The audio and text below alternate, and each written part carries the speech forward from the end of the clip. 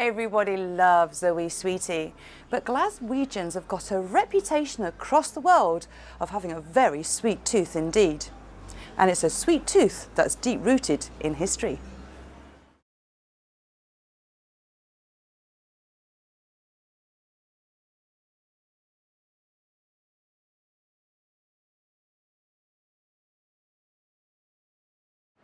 Sugar refining began in Glasgow way back in the 1660s, and it all started right here on the candle rigs.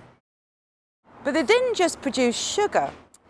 During the refining process, molasses was created, and molasses was then distilled here at the sugar house to make rum.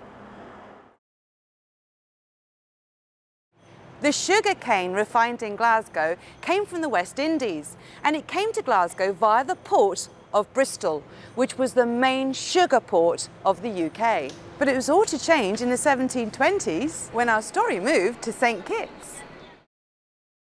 Two military gentlemen, Colonel William McDowell and Major James Milliken, found themselves quartered in St Kitts, where they met and fell in love with a widow and her daughter. The colonel married the widow and the major her daughter. The happy couples moved back to Glasgow and set up in business together. Colonel William McDowell moved here to the Shorefield mansion on the Trongate, where he settled down with his beautiful wife Mary, who was also a very wealthy sugar heiress. As a result, the sugar came directly from her sugar estates in St Kitts. No need to go through Bristol. And so began the trade relationship between Glasgow and the West Indies, and Glasgow's love affair with sugar. Of course, it wasn't until the Victorian era that the ordinary working folk of Glasgow got an opportunity to enjoy sugar themselves. Sweets, cakes and biscuits being, of course, available to everybody of every class.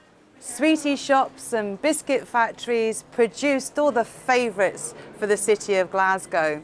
Licorice whirls, Berwick cockles, rose creams, gobstoppers, chocolate limes, surplum, cinnamon balls, clove rock.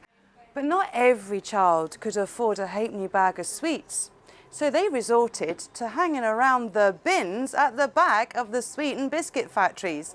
They called these bins their lucky middens, and every broken sweet was a buried treasure. So that's the story of Glasgow's sweet history, and to think, it all began with a love story.